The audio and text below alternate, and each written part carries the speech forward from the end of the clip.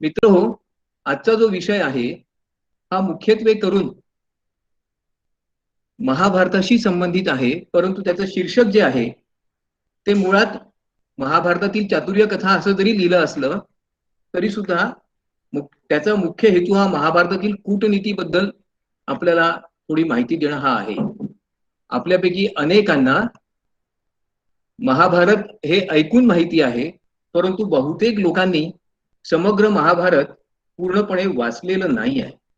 आणि त्यामुळे महाभारत म्हणजे हा फक्त कौरव पांडवांमधील युद्ध आणखी भाऊबंदकी बद्दलचा ग्रंथ आहे अशी आपली एक धारणा होते. ती फारशी बरोबर नाही. महाभारत हा एक अत्यंत पवित्र, फार विशेष स्वरूपाचा महाकाव्य आहे आणि मुख्यत्वे करून हा नीतिसारांचा ग्रंथ आहे. वेगवेगळ्या प्रकारच्या राजनैतिक नीतींचा आणि नीतितत्वांचा त्याच्यामध्ये खूप व्यवस्थित असा उहापोह केलाय, चर्चा केली आहे. जगातल्या अत्यंत जुन्या अशा महाकाव्यांपैकी एक म्हणून महाभारताचा उल्लेख केला जातो आणि याचं जे कथानक आहे ते विलक्षण, आकर्षक आणि प्रभावी स्वरूपाचं आहे. या ग्रंथाचं आपण जर वाचन मनापासून केलं तर आपल्याला तो ग्रंथ संपेपर्यंत दुसऱ्या कुठल्याही गोष्टी सुचू शकत नाही, इतकं हे प्रभावीपणे याचं सादरीकरण झालेलं आहे. नीतितत्व व्यवहारात प्रत्यक्षात का अंमलात आणली जात नाहीत आणि नीतितत्वांचं महत्व मानवी जीवनात काय आहे याबद्दलच्या खूप उत्तम प्रकारचं भाष्य या ग्रंथातून झालेलं आहे. न्यायाची कल्पना काय आहे, न्याय कशामुळे मिळतो, न्याय कोणी कसा केला पाहिजे, हक्कांसाठी संघर्ष करण्याचा प्रत्येकाला अधिकार आहे आणि सत्याचा असत्यावरचा विजय हा अत्यंत महत्वाचा असतो. या सर्व मानवी जीवनातील मूलभूत तत्वांना, वास्तवांना प्रस्थापित करण्याकरता त्यांची पुनर्स्थापना वारंवार व्हावी याकरता या ग्रंथाची रचना महर्षी व्यासांनी केलेली आहे. या ग्रंथाचा साररूप काय आहे की सगळ्यात महत्वाची शक्ती जर काही असेल तर ती सत्य आहे. सत्य एवढं शक्तिशाली जगात दुसरं काही नाही. न्याय आणि औचित्य हाच मानवी जीवनाचा खरा आधार आहे आणि जो साहसी असेल, जो न्यायप्रिय असेल त्याला दैव नेहमी साथ देतं. नियती त्याच्या बाजूनी उभी राहते. धर्म आणि धर्माचं पालन करणं हाच चांगल्या वर्तनाचा, चांगल्या जीवनाचा, चांगल्या वैवाहिक, सांसारिक, पारमार्थिक जीवनाचा आधार आहे. या तत्वांचा पुनरुच्चार वारंवार करणारा जर कुठलाही महाकाव्य असेल, ग्रंथ असेल तर त्यामध्ये महाभारताचा क्रमांक अग्रक्रमाने लागतो. कोणता धडा या महाभारताने आपल्याला शिकवला आहे की प्रत्येकाने दुसऱ्यांचे अधिकार, त्यांचं महत्व, त्यांचं व्यक्तिमत्व याचा आदर केला पाहिजे. आपण एकमेकांना समजून न्यायाने वागण्याचा प्रयत्न केला पाहिजे, कारण दीर्घकाळामध्ये अन्यायाचा पराभव होतो, असत्याचा पराभव होतो. मानवी जीवनाचं हे महत्वाचं सत्य जे आहे की वाईट आणि चांगलं याच्यामध्ये आपल्याला भेद करता आला पाहिजे. ज्या ज्या वेळेला अशा प्रकारचा भेद करण्यात आपल्याला अपयश येतं त्यावेळेला साधारणपणे आपण चुका करत असतो. आज याचं औचित्य आहे का, तर धर्म हेच सगळ्या मानवी जीवनाचा आधार आहे. धार्मिक धर्म याचा अर्थ इथे कोणत्या विशिष्ट प्रकारच्या धर्माची तत्व किंवा विचारधारा असा नाही, तर जी गोष्ट चांगली आणि आचरण योग्य आहे अशा तत्वांचा पुरस्कार म्हणजे धर्म. हे जर सूत्र आपण समजून घेतलं तर आपल्याला धर्म या शब्दाचा खरा अर्थ समजला असं होईल. धर्म हे सगळ्या जीवनाचा, मानवी जीवनाचा आधार आहे. समाजाच्या व्यवस्थेला टिकवून ठेवणारा आधार जर काही असेल तर नीतितत्व आहे. जो मनुष्य आपल्या कर्तव्यांपासून च्यूत होत नाही, आपल्या कर्तव्यांप्रती प्रामाणिक असतो, त्याचा सर्वत्र आदर होत असतो. सत्य, कर्तव्य आणि प्रामाणिकपणा यांना दुसऱ्या समांतर असं काही नाही. यासारख्या अनेक तत्वांचा पुरस्कार वेळोवेळी या ग्रंथात करण्यात आला आहे. वरवर पाहता आपल्याला असं वाटतं की हे दोन भावांमधलं, दोन चुलत भावांमधलं भांडण आहे. राज्याकरता आहे, हक्कांकरता आहे आणि या भांडणामध्ये प्रत्येकाने वेगवेगळ्या प्रकारच्या चुका, अन्याय केल्या आणि त्याचं समर्थन करण्याचा वेगवेगळ्या प्रकारे प्रयत्न केला आहे. त्यात दुष्टपणा आहे, धूर्तपणा आहे, ईर्ष्या आहे, स्पर्धा आहे, द्वेष आहे, प्रेम आहे, लोभ आहे, पराक्रम आहे आणि अत्यंत आदर्शवत वाटणारा असं व्यक्तिगत जीवन सुद्धा आहे. व्यक्तिगत जीवनामध्ये सर्वोच्च आदर्श सुद्धा याच ग्रंथातून आपल्याला पाहायला मिळतात. जीवनात जिंकण्यासारखं, यशस्वी होण्यासारखं दुसरं काही नाही, हेच यातून आपल्याला शिकता येईल असं बरेच लोकांना वाटतं. फायद्याकरता, नफ्याकरता, लाभाकरता आपण जिंकलंच पाहिजे. राज्य मिळविण्याकरता, संपत्ती मिळविण्याकरता आपण जिंकलं पाहिजे आणि आपल्या स्वाभिमानाला, आपल्या गर्वाला, आपल्या अभिमानाला टिकवून ठेवण्याकरता, त्याचं समाधान करण्याकरता आपण युद्ध केलं पाहिजे. द्वेषातून, ईर्षेतून, परस्परांविषयी असणाऱ्या अविश्वासातून, संदेहातून युद्धाची परिणिती होते आणि ते न्याय आहे. असं सगळं काही या ग्रंथात आहे असं आपल्याला वाटतं. आपला जसा दृष्टिकोन असेल, ज्या दृष्टीने आपण पाहतो तसं आपल्याला महाभारत दिसतं. महाभारताकडे पाहण्याचा प्रत्येकाचा वेगवेगळा दृष्टिकोन असू शकतो. वेगवेगळ्या प्रकारे महाभारताचं मूल्यमापन करण्याची प्रत्येकाची प्रवृत्ती असू शकते. त्यामुळे या सर्वच गोष्टी सत्य आहे असं आपल्याला म्हणता येईल. आपण जिंकलं पाहिजे, पण कशा प्रकारे? कोणत्याही चांगल्या वाईट तंत्रांचा वापर करून, भल्या बुऱ्याचा विचार न करता, की वाईटाचा आणि असत्याचा पराभव करून, अनैतिक गोष्टींचा पराभव करून, अनैतिक अनुचित व्यवहारांचा स्वीकार न करता जिंकलं पाहिजे? हा प्रत्येकाचा आपापला प्रश्न आहे. महाभारतामध्ये हा प्रश्न वारंवार प्रत्येक पात्राने एकमेकांना विचारला आहे आणि त्याचं त्याच्या त्याच्या दृष्टीने समर्पक समर्थनीय असं उत्तरही त्यांनी दिलेलं आहे. आता आपण या आजच्या व्याख्यानाच्या मूळ गाभ्याकडे जेव्हा आपण प्रवेश करू तेव्हा असं लक्षात येईल की महाभारतामध्ये वेगवेगळ्या प्रकारच्या नीती तत्वांचा, कणिक असेल, विदुर असेल, भीष्माचार्य असतील, व्यास यांनी प्रत्येकाने वेगवेगळ्या नीती तत्वांचा पुरस्कार केला आहे. मानवी व्यक्तिगत जीवनात, कौटुंबिक जीवनात, सामाजिक जीवनात आणि राजकीय जीवनात वेगवेगळ्या प्रकारच्या नीती तत्वांची गरज असते. हे प्रत्येक जीवन वेगवेगळ्या अंगांवर आणि वेगळ्या पातळीवर असतं. त्यामुळे या प्रत्येक भूमिकेला आवश्यक असणारी नीती तत्व वेगळी आहेत. राजाची नीती आणि सामान्य माणसाची नीती याच्यामध्ये फरक असणं स्वाभाविक आहे. तो योग्य आहे. राजाने कसं वागलं पाहिजे? राजा जोपर्यंत राजा असतो तोपर्यंत जिवंत असतो. ज्या क्षणाला राजा आपला राजधर्म सोडून देतो, ज्या क्षणाला राजा आपल्या कर्तव्यांपासून दूर जाण्याचा प्रयत्न करतो, परावृत्त होतो, त्या क्षणाला त्याचं राजकीय जीवन संपुष्टात येत असतं. आणि म्हणून राजाला ज्या प्रकारे वागायचं आहे, ज्या प्रकारे निर्णय घ्यायचे, तंत्रांचा वापर करायचा आहे, ती तंत्र सर्वसामान्य माणसाला स्वीकारार्ह असतीलच असं नाही, योग्य वाटतीलच असं नाही.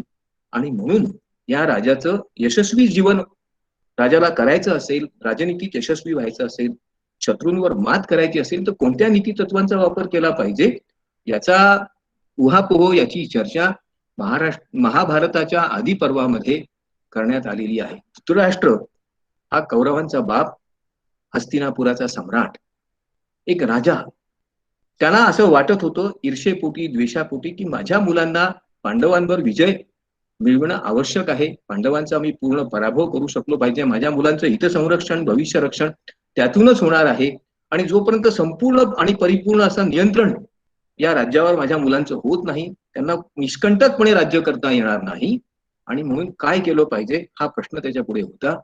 महाभारताच्या आदी पर्वामध्ये त्यांनी आपला एक महत्वाचा सल्लागार, मंत्री, त्याचं नाव कणिक असं आहे, त्याला आमंत्रित केलं.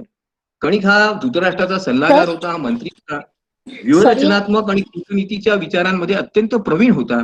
त्याने धूर्तपणाच्या वेगवेगळ्या प्रकारच्या गोष्टी वेगवेगळ्या उदाहरणांच्या, दाखल्यांच्या साह्याने राजाला सांगितल्या आणि धूर्तपणे दुष्ट मार्गांचा, वरवर नीती तत्वांच्या दृष्टीने अयोग्य असणाऱ्या परंतु राजकीय दृष्ट्या योग्य असणाऱ्या तंत्रांचा वापर कसा केला पाहिजे याचा उत्तम उपदेश कणिक नीतीमध्ये कणिकांनी केलेला आहे. मग या कणिक नीतीची आज आवश्यकता आहे का? त्याचं उत्तर हो असं आहे. जगातल्या कोणत्याही कालखंडात राजकारण हे नेहमीच अत्यंत जटिल स्वरूपाचं असतं. राजकीय नेत्यांनी जर क्रूरपणा, धूर्तपणा, स्वार्थ साधूपणा दर्शविला नाही तर ते फार काळ श्रेष्ठत्वाच्या पदावर राहू शकत नाही. बरेच वेळा सर्वसामान्य माणसाला जे तंत्र, जे तत्व, जी कार्यपद्धती अयोग्य वाटेल, अनुचित वाटेल, अशा अनेक तंत्रांचा वापर करून देशाचं, राज्याचं, समाजाचं रक्षण करणं राजाचं कर्तव्य असतं. त्यावेळेला राजा अन्याय करत नसतो, तर तो राज्याचं, देशाचं संरक्षण करत असतो. राजाचं अस्तित्व टिकून राहिलं तर राज्याचं अस्तित्व राहतं. राजा सुरक्षित असेल तर राज्य सुरक्षित असतं. मग काळ कोणताही असो, या दृष्टीने कणिकांनी हा उपदेश केलाय. आजही आणि उद्याही आणि कदाचित अनंत काळापर्यंत ही परिस्थिती अशीच राहणार आहे. त्यामुळे कणिकांनी केलेला उपदेश कधीच मागे पडणार नाही. याबद्दलची एक कथा कणिकांनी सांगितलेली आदी पर्वात, ती नंतर मी सांगेन.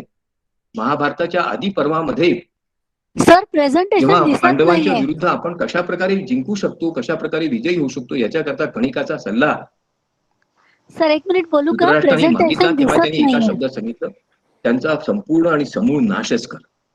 जोपर्यंत एकही शत्रू जिवंत आहे तोपर्यंत राजा संरक्षित नाही, राजा संरक्षित राहू शकत नाही. आदी पर्वाच्या 139व्या अध्यायामध्ये कणिकांनी राजाला हा उपदेश केला आहे. कारण राजाने कणिकाला एक प्रश्न विचारला धृतराष्ट्र म्हणतो, उत्सुकता पांडवा नित्य तेभ्यो सुयो द्वियोत्तम तत्र मे निश्चिततमं संधी विग्रह कारणम कणिकम त्वाम ममाश्चव करिष्ये वचनं तव. तू माझा मंत्री आहेस, मला योग्य तू सल्ला दे की पांडवांवर माझी मुलं विजय कसा मिळवू शकतील, पांडवांचा पराभव करून कसा करू शकतील आणि त्यांना कायम स्वरूपात त्यांच्यावर विजय मिळवून त्यांचा नाश कसा करू शकतील. कणिक हा धूर्त होता, चतुर होता. त्यांनी सांगितलं, राजा, साम दाम दंड भेद हे सर्वच मार्ग योग्य असतात आणि त्यांनी एक दृष्टांत दिला आहे, तो आधी तुम्हाला मी सांगतो आणि त्यानंतर त्यांनी हा सल्ला का दिला हे सांगतो. हा दृष्टांत असा आहे की एक सिंह होता आणि त्याचे 4 मित्र होते, एक लांडगा, एक कोल्हा, एक मुंगूस. हे 3 मित्र होते. एकदा लांडग्याने एक शिकार मोठ्या काळविटाची करण्याकरता सिंहाला मदत केली आणि त्यानंतर सिंह म्हणाला, आता आपण ही सगळी शिकार 4 जण वाटून घेऊ. कोल्ह्याला वाटलं ही शिकार एकट्यालाच आपल्याला मिळाली पाहिजे. सिंह जेव्हा बाहेर गेला आंघोळी करता, त्यानंतर जेव्हा सर्वच लोक गेले तेव्हा कोल्हा म्हणाला, मी याच्या रक्षणाकरता इथे बसून राहतो, नंतर मी जाईन. सर्वप्रथम सिंह वापस आला. तेव्हा तो कोल्हा त्याला म्हणाला, महाराज, हा लांडगा फार वाईट मनुष्य आहे. म्हणून काय झालं? तू म्हणाला, अरे मी ही शिकार आणली, मी या काडबिट्याला मारण्यात मदत केली आणि सिंह त्याच्यावर आपला हक्क जमवतोय.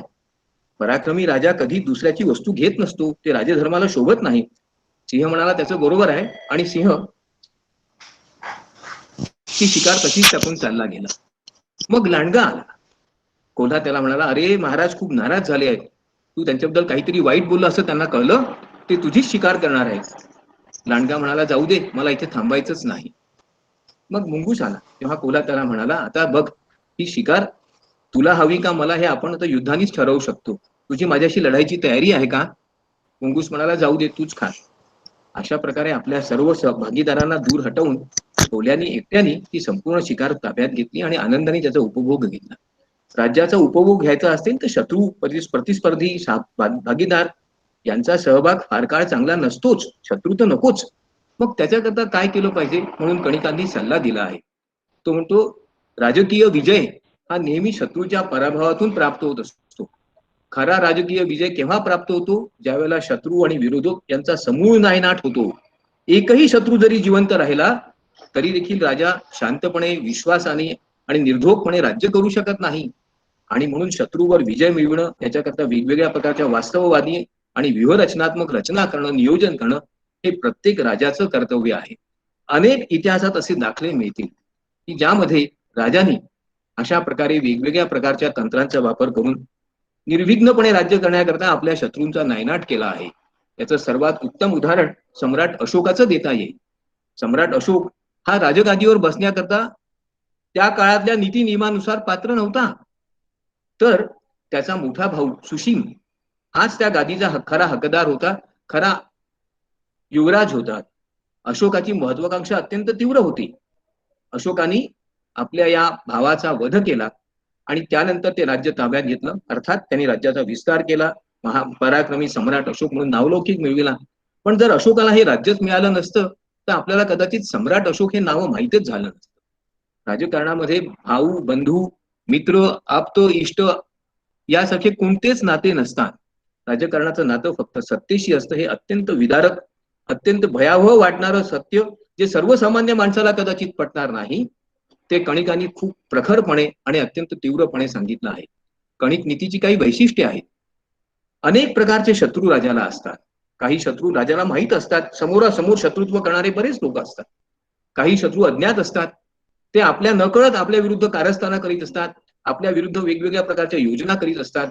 अशा शत्रूंना ओळखून काढणं, हुडकून काढणं आणि त्यांचा नायनाट करणं राजाचं कर्तव्य असतं. काही शत्रू दिसत असतात, ते समोर येऊन युद्ध करायला तयार असतात. अशा शत्रूंशी समोर जाऊनच युद्ध करता येतं. तर काही शत्रू अदृश्य असतात, ते नकळत कळत वेगवेगळ्या मार्गांनी, वेगवेगळ्या पद्धतीने आपल्यावर आक्रमण करण्याकरता नेहमीच तत्पर असतात. स्वतः पुढे येत नाहीत, इतरांना पुढे करतात. त्यांचाही विनाश करणं आवश्यक असतं. काही शत्रू अत्यंत महत्वपूर्ण असतात, मोठे असतात, पराक्रमी असतात, आपल्यापेक्षा अधिक पराक्रमी असतात. त्यांच्या नायनाट करण्याकरता वेगवेगळी कारस्थानं करणं राजाचं कर्तव्य आहे. तर काही शत्रू अत्यंत क्षुद्र असतात, सामान्य असतात, कमी शक्तीचे असतात, किरकोळ असतात. त्यांना सहजपणे चिरडून टाकणं शक्य असतं. पण राजांनी वेळीच अशा सर्व शत्रूंचा विनाश करणं हे राजाचं खरं कर्तव्य आहे. जर राजाला राजगादीवर राहायचं असेल, राजाला आपल्या देशाचं संरक्षण करायचं असेल, तर यापैकी कोणत्याही शत्रूला कायम जगण्याची, जिवंत राहण्याची संधी देणं, कारस्थानं करण्याची संधी देणं हा राजद्रोह आहे, देशद्रोह आहे आणि तो राजाकडून होत असतो हे राजांनी पहिले समजून घेतलं पाहिजे. आणि म्हणून या कणिक नीतीचं पहिलं तत्व आहे की राजा हा नेहमीच आपल्या कौशल्याचं, शक्तीचं प्रदर्शन करण्याकरता तत्पर असला पाहिजे. योग्य संधी मिळाल्याबरोबर त्यांनी प्रथम आघात केला पाहिजे. जो आपल्या शक्तीचं प्रदर्शन करू शकतो, शक्तीचं प्रदर्शन करू शकतो, आपली शक्ती सातत्याने वाढवत असतो, तोच राजा दीर्घकाळ टिकून राहतो, त्याचं साम्राज्य राहतं, त्याचं राज्य टिकून राहतं.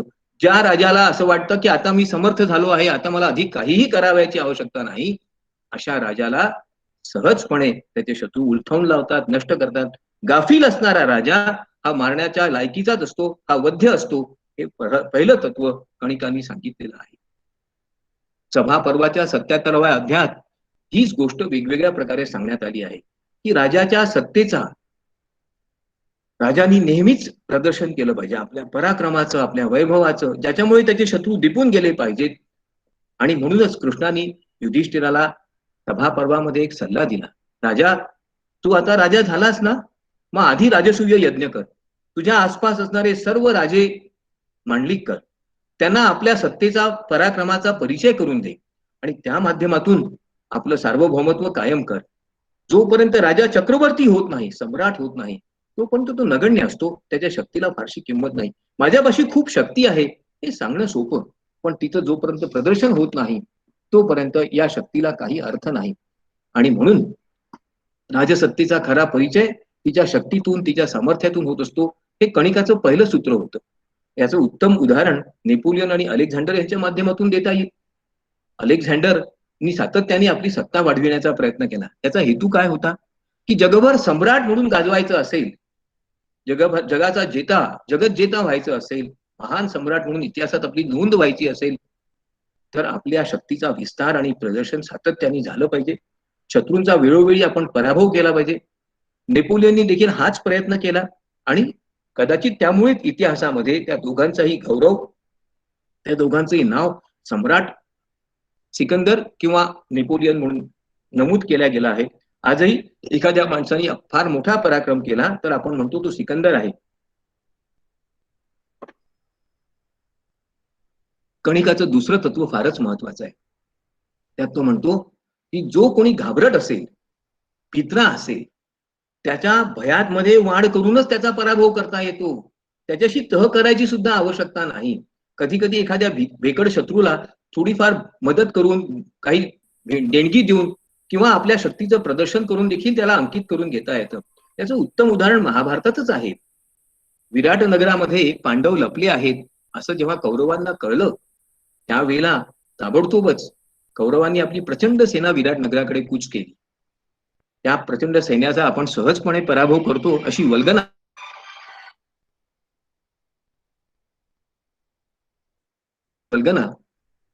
विराट पुत्र उत्तराने केली. पण प्रत्यक्षात ज्यावेळेला ते प्रचंड सैन्य पाहिलं तेव्हा तो गर्भगळीतच झाला. जर त्याच्यासोबत बृहंदाला अर्जुन नसता तर त्याचा वध झाला असता, त्याचा पराभव झाला असता. शक्तीच्या समोरच्या शत्रूची शक्ती कधी कधी एवढी अफाट असते, एवढी असाधारण असते की त्यामुळे त्याच्याशी लढण्यापूर्वीच आपण त्याला मानसिकरित्याच आपलं खच्चीकरण होतं आणि आपण त्याला शरण जातो. राजांनी आपल्या या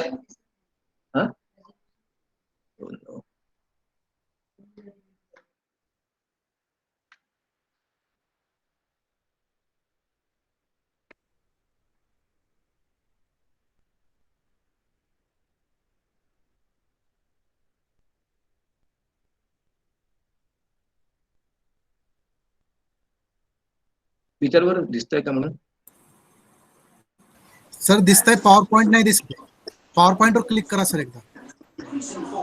सर पॉवर पॉइंट वर क्लिक करा, खाली स्क्रीन दिसते सर, पॉवर पॉइंट वर क्लिक करा सर, प्लीज पॉवर पॉइंट वर क्लिक करा, खाली खाली खाली टास्क बार वर पॉवर पॉइंट खाली, पॉवर पॉइंट वर. येस दिसतंय सर.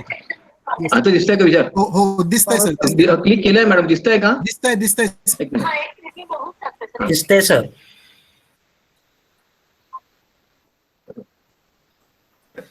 दिसतंय sir.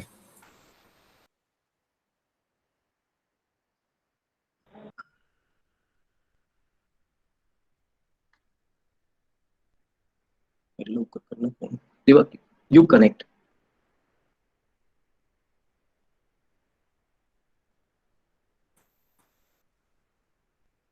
Hello hello. Yes sir sir. दिसताय सर. दिसतंय आता सर. हॅलो. कणिकाच्या या दुसऱ्या सूत्राचा परिचय आपल्याला महाभारतातच होतो. ज्या क्षणाला कौरवांना असं लक्षात आलं की पांडव छद्मवेशाने विराट नगरात लपून बसले आहेत, त्यांचा अज्ञातवासाचा काळ सुरू आहे, त्यावेळेला त्यांनी आपली प्रचंड मोठी सेना विराट नगरावर आक्रमण करण्याकरता पाठवली आणि त्या सेनेचा आकार पाहून त्या सेनेवर आपण सहज मात करणारा अशी वल्गना करणारा विराट पुत्र उत्तर गर्भगळीत झाला. बरीच वेळा शत्रूचं सामर्थ्य, पराक्रम, त्याचं तेज एवढं असाधारण असतं की त्याच्यासमोर आपण टिकू शकत नाही अशी भीती स्वाभाविकपणे निर्माण होते आणि मग युद्ध करण्यापूर्वीच माणूस त्याला शरण जातो. कारण खरं युद्ध माणसाच्या मनात होत असतं. जोपर्यंत माणूस मनाने खंबीर असेल, मनाने पराक्रमी असेल, मनाने तयार असेल, तर तो कोणत्याही संकटाला तोंड देण्याकरता तयार असतो. ज्या क्षणाला त्याचं असं मानसिक खच्चीकरण होतं, मग त्याच्यापाशी किती असाधारण शक्ती असली, सामर्थ्य असलं, तरी त्याचा पराभव सहजपणे होत असतो. कणिकांनी सांगितलेलं तिसरं सूत्र फार महत्वाचं आहे. शत्रू कितीही छोटा असला, कितीही लहान असला, तरी त्याच्याकडे दुर्लक्ष करू नका.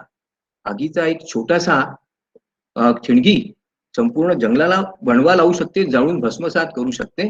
तसंच शत्रूचं आहे. वरवर पाहता छोटा वाटणारा एखादा छोटा शत्रू अचानकपणे आक्रमण करू शकतो, बेसावतपणे आपल्यावर हल्ला करू शकतो, वेगवेगळ्या प्रकारे आपल्याला त्रास देऊ शकतो आणि त्याचं या पद्धतीने सामर्थ्य वाढत जातं.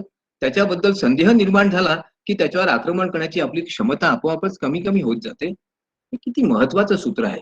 याचं तुम्हाला मी एक उत्तम उदाहरण देणार आहे. आपल्यापैकी अनेकांनी भोसल्यांचा इतिहास वाचला असेल. नागपूरवर भोसल्यांनी बंगालच्या नवाबावर हल्ला केला. बंगालच्या नवाबाचा प्रचंड मोठा पराभव झाला. परंतु त्यावेळेला बंगालच्या नवाबांनी तहाची घोषणा केली आणि तह करायला तयार झाला. भोसल्यांचे एक पराक्रमी सरदार होते भार्गवराव कोल्हटकर. त्यांनी नवाबाचा पराभव केला होता आणि म्हणून नवाबांनी त्यांना जेवायला बोलावलं. खरं पाहिलं असता तह होण्यापूर्वी भार्गवरावांनी तिथे जायलाच नको होतं. परंतु आपण आता जिंकलो आहोत, आता आपलं काही बिघडणार नाही, हा अगदी किरकोळ क्षुद्र नवाब आपलं काय बिघडणार आहे, या भ्रमात ते राहिले. तेव्हा जेवायला ते त्या मेजवानीसाठी नवाबाच्या वाड्यात गेले.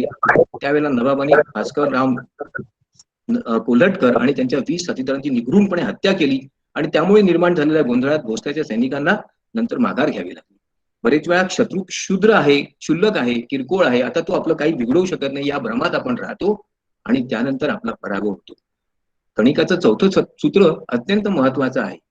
आपल्या शत्रूचे सर्व दोष जाणून घ्या, त्याची शक्य त्या पद्धतीने बदनामी करा, त्याला हवं तेव्हा हवं त्या पद्धतीने त्याचे दोष लोकांना दाखवा, समाजाला दाखवा, त्याला अक्षरशः बेचैन करून टाका आणि अशा प्रकारे त्याच्यावर आपला वर्चस्व कायम करा. त्याची अनेक उदाहरणं इतिहासात आहेत, पण त्याचं एक तुम्हाला उत्तम उदाहरण मी देणार आहे. लेनिन यांच्या मृत्यूनंतर रशियाच्या सत्तेत आता सम्राट कोणी व्हायचं, राज्यप्रमुख कोणी व्हायचं याच्याकरता चढाओढ सुरू झाली होती. ही खरं पाहिलं तर लेनिनच्या आजारपणापासूनच सुरू झाली. लेनिन यांचे 2 वारसदार होते, स्टॅलिन आणि ट्रॉटस्की. ट्रॉटस्की हा अत्यंत गुणी होता, हुशार होता, चतुर होता, उत्तम दर्जाचा नेता होता. त्याच्या तुलनेत स्टॅलिन हे फार डावे होते, परंतु स्टॅलिन हे त्याच्यापेक्षा अधिक चतुर होते, अधिक कुटील नीतीमध्ये प्रवीण होते. त्यांनी ट्रॉटस्की हा ज्यू आहे, तो रशियन लोकांवर राज्य करेल का, असा एक प्रकारचा प्रचार सुरू केला. या बदनामीपोटी ट्रॉटस्की यांचा पाठिंबा हळूहळू रशियन लोकांकडून कमी होत गेला आणि अखेर ट्रॉटस्की यांना देश सोडून परांगदा वावलं. नंतर स्टॅलिनने त्यांची हत्याही केली. कधी कधी सत्तेत येण्याकरता केवळ सद्गुण कामाला येत नाही, शक्ती कामाला येत नाही, तर कुटील नीतीचं चातुर्यच कामाला येतं, हे स्टॅलिन यांनी सहजपणे दाखवून दिलं. कणिकाचं 5वं तत्व अधिकच महत्वाचं आहे. राजांनी नेहमीच आक्रमणाकरता तयारी करून ठेवली पाहिजे. शत्रू कितीही दूर असो, शत्रू किती छोटा असो, किती मोठा असो, संधी झालेली असेल, तह झाला असेल, मैत्री असेल, तरी देखील कळत न कळत शत्रू केव्हा आक्रमण करेल याची कधीच कल्पना राजाला खरोखर येऊ शकत नाही. आणि म्हणून बेसावत असणारा राजा हा सगळ्यात मूर्ख स्वरूपाचा राजा आहे. राजाने नेहमी युद्धाकरता तयार राहिलं पाहिजे, संधीची बोलणी करीत असताना सुद्धा. याचं तुम्हाला एक उदाहरण सांगतो. की एखादा राजा शक्तिशाली झाल्यानंतर तो बरेच वेळा आपल्या शक्तीचं प्रदर्शन करून शत्रूंच्या मनात दहशत निर्माण करतो. चंगीज खान या अत्यंत प्रखर शक्तिशाली सम्राटाचं उदाहरण आपल्या डोळ्यापुढे नेहमी असलं पाहिजे. चंगीज खानाचं सैन्य नेहमीच युद्धाकरता तयार असायचं आणि वारंवार वेगवेगळ्या मुलखांवर हल्ले करून तो आपल्या शक्तीचं प्रदर्शन आसपासच्या देशांना करून देत असे. त्यामध्ये अनेक वेळा त्यांनी शत्रूंचा पूर्णपणे निपातही केला. त्याच्यामुळे त्याची प्रतिमा हा अत्यंत धोकादायक, भयकारी आणि विलक्षण क्रूर असा पराक्रमी सम्राट आहे अशी झाली. बरेच राजे त्याच्याशी युद्ध न करता आपोआपच त्याला शरण आलेत. बऱ्याच देशांनी त्याचं अंकित्व स्वीकारलं. याचं कारण चंगीज खानाची प्रतिमा आहे. राजाची प्रतिमा जशी समाजात, देशात, परदेशात असेल तसं त्या देशाचं भवितव्य ठरत असतं. हे एक अत्यंत महत्वाचं सत्य आहे. कणिकाचं 6वं सूत्र अधिक महत्वाचं आहे की राजांनी आपल्या वर्तनातून आपल्या शत्रूंना आपले दोष कधीही दिसू देऊ नये. ज्या वेळेला शत्रूंना त्याचे दोष कळतात त्याबरोबर शत्रू त्या माणसाचा, त्या राजाचा सहजपणे पराभव करू शकतो. इतिहासात आणि महाभारतात याची अनेक उदाहरणं आहेत. परंतु त्याच्यापेक्षा एक महत्वाचं उदाहरण मला तुम्हाला अधिक ताजं द्यायचं आहे. 1950च्या दरम्यान चीनपाशी अत्यंत व्यावसायिक दृष्टीने तयार असणारं खडं सैन्य नव्हतं. चीन हा नुकताच स्वतंत्र झालेला देश होता. चीनपाशी आधुनिक शस्त्रसामुग्री आणि नवीन प्रकारचं तंत्रज्ञानही नव्हतं. अशा वेळेला चीनने अचानक तिबेटवर हल्ला केला. खरं पाहिलं मर्यादित सैन्य सामर्थ्य आणि शस्त्रसाठा असताना, पुरेसं विमान दल नसताना चीनने हा हल्ला केला. सहजपणे भारत त्यांचा पराभव करू शकला असता. परंतु भारताने चीनपाशी बरंच काही असावं या भीतीने हल्ला करायचं टाळलं. परिणामतः तिबेटचा घास घेतल्यानंतर चीनने हळूहळू करत भारताच्या उत्तर पूर्व भागातलाही काही भाग जिंकून घेतला. शत्रूच्या पराक्रमाबद्दल, शत्रूच्या शक्तीबद्दल जेव्हा आपल्या मनात संदेह असतो, आपल्या मनात भीती असते आणि त्याच्या वैगुण्याचा, त्याचा कमकुवतपणाचा आपल्याला जाणीव नसते, त्याचा फायदा नेहमीच शत्रूला मिळत असतो. 7वं ते तत्व आहे ते अधिक महत्वाचं आहे की एखादं कार्य हातात घेतल्यानंतर ते पूर्ण होईपर्यंत राजांनी प्रयत्न केला पाहिजे. त्याकरता शक्तीचा, बळाचा, पाशवी बळाचा हवा तसा वापर करायची त्याची तयारी पण असली पाहिजे. जर राजाला आपलं सिंहासन, आपलं राज्य टिकवून ठेवायचं असेल तर जो कोणी संभाव्य शत्रू असेल, जो कोणी आपल्या विरोधात जाण्याची भीती असेल, जो कोणी आपला अंकित होण्यास नकार देत असेल त्याचा पराभव करणं हे राजाचं कर्तव्यच आहे. त्याची 2 उदाहरणं मला तुम्हाला देता येतील. ही अगदी नवीन नवीन उदाहरणं आहेत. हंगेरी हा रशियाच्या आसपास असणारा एक छोटासा देश. या देशाने कम्युनिझम स्वीकारलेला होता. तो रशियाचा अंकित होता. परंतु हंगेरीचे जे राष्ट्राध्यक्ष होते इम्रे नागी, त्यांनी हंगेरीचं राज्य आम्ही आमच्या पद्धतीने चालू अशी प्रकारची घोषणा केली. स्टॅलिनला यातला धोका ताबडतोब लक्षात आला. असं जर झालं तर रशियाचे अंकित असणारी इतर सर्व राष्ट्र आपल्यापासून दूर जातील याची त्यांना जाणीव होती. त्यांनी इम्रे नागी यांना पकडून त्यांना फाशीत दिली. त्याचा दहशत संपूर्ण पूर्व युरोपात झाली. त्यानंतर अलेक्झांडर ड्युबेक हे झेकोस्लोवाकियाचे राष्ट्रप्रमुख होते. त्यांनी देखील अशाच प्रकारची मानसिकता दाखविल्याबरोबर त्यांना सत्तेच्युत करण्यात आलं, त्यांना हाकलून देण्यात आलं आणि बरेच वर्ष ते विजनवासात राहिले. आपला शत्रू थोडा जरी डोकं वर काढणार असेल तर त्याचा तिथेच त्याला ठेचून टाकलं पाहिजे. ज्या घरामध्ये अर्धवट जळलेला अग्नी असेल, जिवंत साप असतील आणि ज्या घरात शत्रू राहत असतील ते घर सुरक्षित नाही. हा कणिकाचा सल्ला ज्या ज्या देशांनी, ज्या ज्या राजांनी, ज्या ज्या सत्ताधीशांनी तंतोतंत अंमलात आणला ते अधिक सुखकरपणे राज्य करू शकले आहेत. कणिकाचं 8वं तत्व अधिक महत्वाचं आहे. कणिक म्हणतो शत्रूचा पराभव करा, त्याला वेगवेगळ्या प्रकारे संपुष्टात आणा आणि त्याचा पराभव झाल्यानंतर त्याला कधीही माफ करू नका. दुर्दैवाने आपण हे तत्व शिकू शकलो नाही. पृथ्वीराज चव्हाणांनी मोहम्मद घोरीचा पराभव केला, परंतु मोहम्मद घोरीचा पराभव केल्यानंतर तो शरण आल्याला मरण देणे आमचा धर्म नाही असं समजून पृथ्वीराजांनी त्याला सोडून दिलं. त्याचा दुष्परिणाम भारताला 1000 वर्ष भोगावा लागला आहे.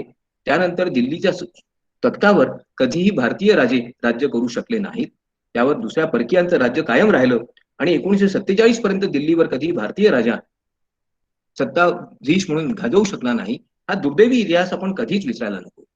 याचं आणखीन एक उदाहरण तुम्हाला सांगता येईल की शत्रूचे जे कोणी मित्र असतील, शत्रूचे सहकारी असतील त्यांना पैसे देऊन, लाच देऊन, प्रलोभन देऊन आधी अंकित करा, त्यांच्याकडून शत्रूचा विनाश करा आणि त्यानंतर मग त्यांचाही विनाश करा. याची 2 उत्तम उदाहरणं भारतीय इतिहासातच आहेत. मीर जाफरला ईस्ट इंडिया कंपनीने आपल्या ताब्यात घेतलं, त्याला अंकित केलं, त्याला सांगितलं की बंगालच्या नवाबाचा पराभव झाला की ताबडतोबच तुला आम्ही नवाब करू. आणि त्याला खरोखर नवाब केलं, कारण मीर जाफर फितूर झाला. परंतु त्यानंतर मीर जाफरचाही वध त्यांनी त्याच पद्धतीने केला. अंभी कुमारांनी अलेक्झांडरला आमंत्रण दिलं. अलेक्झांडरने त्यांना भारताचा सत्ताधीश करायचं वचनही दिलं, परंतु त्यानं त्यांना मांडलिकच करून टाकलं. ज्या ज्या वेळेला देशातलेच लोक, राजप्रमुख असतील, सत्ताधीश असतील, विरोधी पक्षाचे नेते असतील, मंत्री असतील, सेनापती असतील, शत्रूंशी हात मिळवणी करतात, सत्तेकरता, कोणत्या तरी लाभा करता, त्यावेळेला त्या देशाचा पराभव बाह्य शक्ती करत नसतात, देशांतर्गत शक्तीच करत असतात. आणि म्हणून देशातल्या अशा छोट्या छोट्या दोषांचं अत्यंत काळजीपूर्वक आपण अध्ययन केलं पाहिजे. देशामधले फितूर होऊ शकणारे, फुटीर असणारे, असंतुष्ट असणारे गट कोणते आहेत, त्यांना आपण हाताशी कसं घेऊ शकतो याचा विचार करून राजांनी आपलं धोरण ठरविलं पाहिजे. हा कणिकाचा सल्ला आज योग्य आणि वास्तववादी नाही का? कणिकाचं नव्वदत्व अधिकच महत्वाचं आहे, की जोपर्यंत शत्रू आपल्याशी चांगला वागत आहे, जोपर्यंत शत्रूचा वध करण्याची आपल्याला आवश्यकता नाही, पराभव करण्याची आवश्यकता नाही, तोपर्यंत त्याचं कौतुक करा, त्याला चांगला मित्र समजा, मित्र माना, त्याला दाखवा की आम्ही तुझे मित्रच आहोत. आणि वेळ पडल्यास त्याला हवी तर कधी मदत द्या, शक्तीचं प्रदर्शनही करा. परंतु ज्या क्षणाला तो शत्रू अडचणीत येईल त्याबरोबर त्याच्यावर उलटा त्याला मारा, त्याचा विनाश करा आणि त्याच्याकरता कोणत्याही माध्यमांचा वापर करा. त्याचं उत्तम उदाहरण ईस्ट इंडिया कंपनीचं आहे. भारतीय इतिहासात त्याला east India company doctrine, east India कंपनीचं कार्यसूत्र असं म्हटलं जातं. भारतीय राजांमध्ये आपसातच वैर होतं. मग नवाब असेल, हैदर असेल, टिपू असेल, पेशवे असतील, मोगल असतील, या सर्वांचा फायदा शीख असतील ईस्ट इंडिया कंपनीने वेळोवेळी घेतला.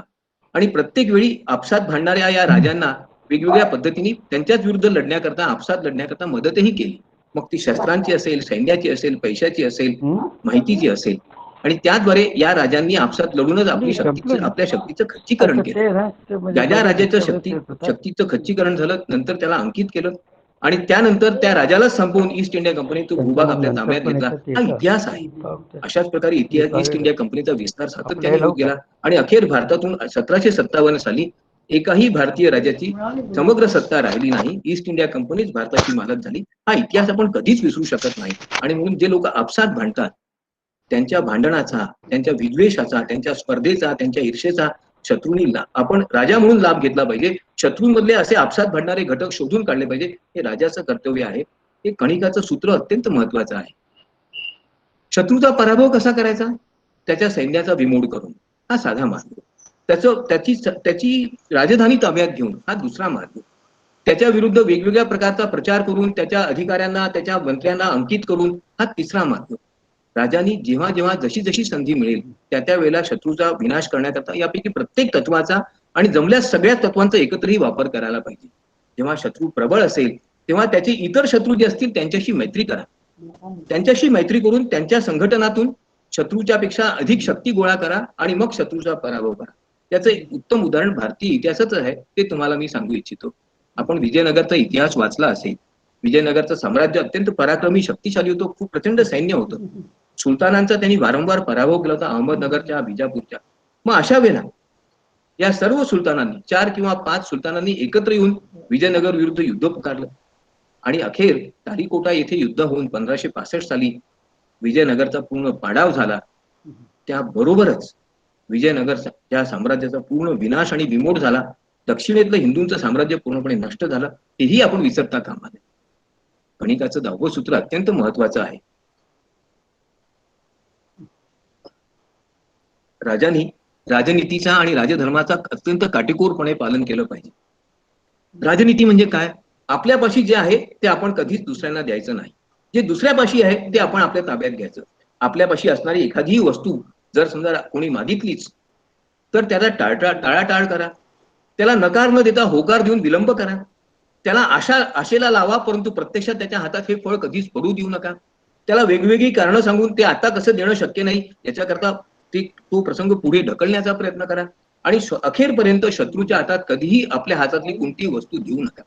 एखाद्या झाडाला फळं लागतात तेव्हा आपण ती वेगवेगळ्या माध्यमातून फळं काढण्याचा प्रयत्न करतो. कणिकाच्या मते चांगलं झाड कोणतं? त्याची फळं फार उंचावर लागतात, जिथे चढणं शक्य नाही. ज्याची फळं लवकर पिकत नाहीत, त्याची फळं तोडायला गेलेल्या माणसाला पडण्याची भीती असते आणि त्याची फळं खाताना खूप त्रास होतो. अशा प्रकारचं झाड म्हणजे राजा आहे. आणि राजांनी असं वागलं तरच राजा आंतरराष्ट्रीय राजकारणात आपलं अस्तित्व टिकवून ठेवू शकतो. त्याची अनेक उदाहरणं देता येतील. अमेरिकेने भारताला वेळोवेळी मदतीचं आश्वासन दिलं, प्रत्यक्षात मदत दिलेली नाही. याच्यावरून काय ते समजा. इंग्रजांचं तर अधिकच उत्तम उदाहरण आहे. इंग्रज जेव्हा जेव्हा फ्रेंचांशी युरोपात लढले, बरेच वेळा त्यांचा प्रचंड मोठा पराभव झाला. ऑस्ट्रियन्सशी लढताना पराभव झाला. परंतु इंग्रजांनी मात्र असे पराभव सहजपणे आणि अत्यंत आनंदाने स्वीकारले. त्याला आणि ते पळून गेले. त्याला ते सक्सेसफुल रिट्रीट, यशस्वी पलायन असं नाव देतात. आणि ज्या ज्या वेळेला ते पळून गेले तेव्हा त्यांनी आपलं सामर्थ्य वाचवण्याचा प्रयत्न केला, तह मात्र केला नाही. शत्रूंना विलंब करा, शत्रूशी बोलताना विलंब करा, तहाची बोलणी करताना विलंब करा, त्यांच्यामध्ये असंतोष निर्माण करा, संदेह निर्माण करा आणि त्यांचं पतन होईपर्यंत वाट पहा आणि मग पुन्हा हल्ला करा आणि त्यांचा विनाश करा. हे इंग्रजांचं सूत्र जगभर उपयुक्त आहे. कृष्णाच्या आणि महाभारताचा दाखला द्यायचा तर एक अत्यंत उत्तम उदाहरण देता येईल. जरासंधानी कृष्णाचा 17 वेळा पराभव केला आणि त्यामुळे कृष्णाला प्रचंड अडचणी होऊ लागल्या. परंतु प्रत्येक वेळा कृष्णाने जरासंधाशी पराभव झाल्यानंतर वेळोवेळी पळून जाण्याचा प्रयत्न केला. कारण शत्रूसमोर लढून जर आपला पराभव झाला आणि त्यात आपला वध झाला तर नंतर शत्रूच कायम राहील, आपलं अस्तित्व संपून जाईल हे कृष्णाला कळत होतं. हे आपल्या देशातल्या लोकांना अद्याप कळावयाचं आहे. 17 वेळा पळून गेलेला कृष्णाने मात्र 18दा जरासंधाचा जो काही कमकुवत दुवा आहे तो लक्षात घेऊन भीमाला पुढे केलं आणि जरासंधाचा वध केला. जोपर्यंत योग्य संधी मिळत नाही तोपर्यंत शत्रूला डोक्यावरही घ्या, त्याच्यापासून दूर राहा, संरक्षित राहा, सुरक्षित राहा, परंतु संधी मिळाल्यानंतर शत्रूचा विनाश करा. हे कृष्णाने कणिकाकडून कदाचित शिकलं असावं, परंतु ते महत्वाचं आहे आणि ते उपयुक्त आहे, लक्षात घ्या. कणिकाचं 11वं तत्व तर अधिकच महत्वाचं आहे. तो म्हणतो की जेव्हा राजाचा काळ वाईट असतो तेव्हा राजाने शत्रूशी कधीही युद्ध करू नये. जेव्हा राजाने देशांतर्गत असणारा असंतोष कमी करण्याचा प्रयत्न केला पाहिजे, आपल्या विरोधकांनी केलेली टीका सहन केली पाहिजे, शांत राहायला पाहिजे, कधीही प्रतिक्रिया किंवा प्रतिसाद देऊ नये, प्रत्युत्तर देऊ नये. हा वाईट काळ जाईपर्यंत जो राजा शांत राहतो तो नंतर शत्रूचा पूर्ण पराभव करू शकतो. महाभारतातला याचा एक उत्तम दाखला मला तुम्हाला देता येईल. कालयवन हा अत्यंत पराक्रमी राजा होता. कृष्णाला मारण्याकरता जरासंधाचा कंसाचा मित्र म्हणून तो जेव्हा आला त्यावेळेला त्याची शक्ती पाहून कृष्णाच्या लक्षात आलं की याच्याशी आपण युद्धात त्याचा पराभव करू शकणार नाही. पण कृष्ण त्याच्यापेक्षा अधिक चतुर होता. त्यांनी कालयवनाला आपल्या मागेच यायला लावलं आणि अखेर एका गुहेमध्ये जिथे राजा मुचुकंद झोपला होता तिथे नेऊन ठेवलं आणि आपल्या अंगावरचा शेला मुचुकंदाच्या अंगावर टाकला. कालयवनाला वाटलं कृष्ण इथे थकून झोपला आहे आणि त्यांनी जोरात लाथ मारली मुचुकंदाला आणि मुचुकंदाला मिळालेल्या वराच्या मुळे कालयवन भस्म झाला. जेव्हा शत्रू आपल्यापेक्षा पराक्रमी असतो त्यावेळेला त्याच्यापेक्षा अधिक पराक्रमी शत्रू पुढे त्याला उभं करा आणि त्याचा नायनाट करा. हे कणिकाचं सूत्र प्रत्यक्ष भगवान कृष्णानेच वापरलेलं आहे. शत्रूशी प्रत्येक वेळा युद्धच केलं पाहिजे असं नाही. चातुर्याचा वापर करणारा राजा, प्रशासक हा अधिक यशस्वी असतो हे आपण लक्षात घेतलं पाहिजे.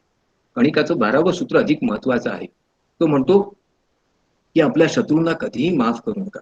ज्यांनी तुमचा अपमान केला असेल, ज्यांनी तुमच्या मनाला शल्य पोहोचवलं असेल, ज्यांनी तुम्हाला वेगवेगळ्या प्रकारे त्रास दिला असेल, अशा प्रत्येक शत्रूच्या बद्दल लक्षात ठेवा. योग्य संधीची वाट पहा. ज्या क्षणाला ही योग्य संधी मिळेल तेव्हा पुन्हा येऊन प्रत्युत्तर द्या, पलटवार करा आणि त्याला पूर्णपणे नष्ट करा. परंतु एक लक्षात ठेवा, झाडाचा विनाश करताना त्याच्या केवळ फांद्या तोडणं योग्य नाही, ते मुळापासूनच कापलं पाहिजे. शत्रूचा विनाश करताना तो मुळापासून जर कापला नाही तर तो शत्रू पुन्हा पुन्हा जसं एखादं पिंपळाचं झाड वाढत जातं आणि त्याच्या फांद्या पुन्हा पुन्हा तरारून वरती येतात, तशी शत्रूची शक्ती देखील वरती येते. त्याची अनेक उदाहरणं देता येतील. कणिकांनी सांगितलेलं 13वं सूत्र अधिकच महत्वाचं आहे. तो म्हणतो की शत्रूचे जे मूळ आहेत, त्याचे मित्र आहेत, त्यांचाही विनाश करा. शत्रूला एकटं पहा. जिथे शत्रू एकटा असेल तिथे त्याला थांबवा, तिथे त्याला संपवा. जेव्हा शत्रूचे मित्र असतील तेव्हा त्या प्रत्येक मित्राचा टप्प्याटप्प्याने पराभव करा आणि नंतर शत्रूवर आक्रमण करा. शत्रूच्या विनाशाची, त्याच्या कमकुवत होण्याची वाट पहा. तोपर्यंत इतरांशी मैत्री करा आणि त्यानंतर त्याच्या सख्या सोबत्यांना, मित्रांना, सहकाऱ्यांना, त्याच्या मित्र राष्ट्रांचा पराभव केल्यानंतर शत्रूचा पराभव करा. त्यावेळेला दुसरं महायुद्ध सुरू झालं त्यावेळेला प्रत्यक्षात इंग्लंड आणि अमेरिका आणि रशिया हे एकमेकांच्या विरोधात होते. परंतु जशी जशी जर्मनांची शक्ती वाढत आहे पाहिल्यानंतर ते सर्व एकत्र आले आणि त्यांनी जर्मनांचा समूळ विनाश केला. शत्रू आपल्यापेक्षा प्रबळ असेल तर इतर शत्रूंशी मैत्री करायची तात्कालिक आणि त्या माध्यमातून शत्रूचा विनाश करायचा. हे सूत्र अत्यंत महत्वाचं आहे. कणिकाचं 14वं सूत्र फार महत्वाचं आहे की कधीही शत्रूवर दया दाखवू नका. जर शत्रूने तुम्हाला त्रास दिला असेल तुमचा अपमान केला असेल तर ती गोष्ट कायम लक्षात ठेवा आणि त्या शत्रूला योग्य समयाचा संधीचा लाभ घेऊन त्याला शक्य त्या ठिकाणी त्याचा विनाश करण्याचा प्रयत्न करा. चंगीज खान या राजाचं एक उदाहरण दिलं जातं, ते फार महत्वाचं आहे. चंगीज खानाचे 300 सैनिक त्याच्या आसपास असणाऱ्या एका पर्शियन देशाच्या सीमेवरून जात असताना पर्शियाच्या त्या राजाने त्यांना ताब्यात घेतलं. चंगीज खानाने खलिता पाठविला की त्यांना सोडून द्या, परंतु राजाने नकार दिला. चंगीज खानाने आपला राग मनात गिळून ठेवला आणि आपल्या एका दूताला पाठवलं.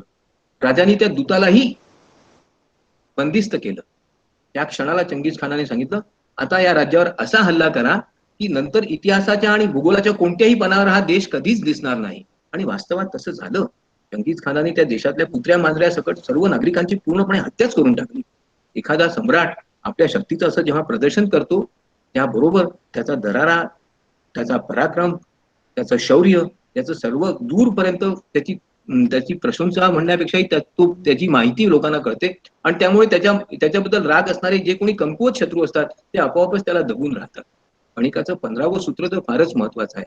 तो म्हणतो की शत्रूचा विनाश करायचा असेल तर त्यावेळेला विजय मिळेपर्यंत आपल्या आसपास असणाऱ्या मित्रांचा, साथीदारांचा ची मदत घ्या आणि शत्रूचा विनाश होईपर्यंत त्या मित्रांना सुद्धा जवळ ठेवा. देशाचा वैभव वाढवायचा असेल, देशाचे सामर्थ्य वाढवायचं असेल तर शत्रूचा विनाश करीत असतानाच आपलं मित्र सामर्थ्यही वाढविलं पाहिजे. या मित्रांना समृद्धीचं आश्वासन द्या आणि अखेर ज्यावेळेला आपण प्रबळ, पराक्रमी आणि समृद्ध होऊ त्यावेळेला या मित्रांचाही काही योग्य त्या प्रकारे बंदोबस्त करायला काही हरकत नाही. याचं उत्तम उदाहरण चाणक्याचंच देता येईल. ज्यावेळेला नंदाचा पराभव करायची पाळी आली त्यावेळेला मलय केतूला आणि इतर अनेक पर्वतीय राजांना आणि गणराज्यांना सोबत त्यांनी घेतलं. त्या सगळ्यांना वेगवेगळी आश्वासनं दिली, परंतु सम्राट मात्र त्यांनी चंद्रगुप्तालाच केलं आणि चंद्रगुप्ताच्या साम्राज्याचा पूर्ण प्रस्थापना झाल्यानंतर काही त्याच्या शत्रूंना त्यातून निवडून मारण्याचाही प्रयत्न केला. चाणक्य गणिकाचं 16वं सूत्र अधिक महत्वाचं आहे. तो म्हणतो की ज्यावेळेला एखादा राजा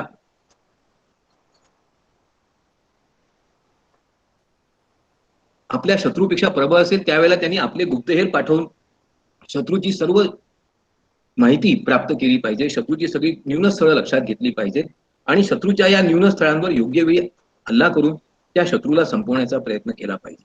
अनेक राजांनी या सूत्राचा, या तत्वाचा वापर केलेला आहे.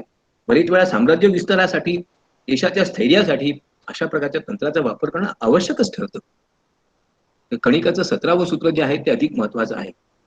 राजांनी तोपर्यंत युद्ध करू नये जोपर्यंत त्याची सिद्धता झाली नसेल, जोपर्यंत शत्रूचं भय वाढलं नसेल, जोपर्यंत शत्रूपेक्षा आपण प्रबळ झालो नसू, शत्रूच्या बद्दलची भीती, शत्रूच्या आक्रमणाची संभावना जशी जशी वाढत जाईल त्याबरोबर राजांनी आपलं सामर्थ्य वाढवून वेळीच हल्ला केला पाहिजे. प्रथम हल्ला करणारा राजा आधी जिंकतो.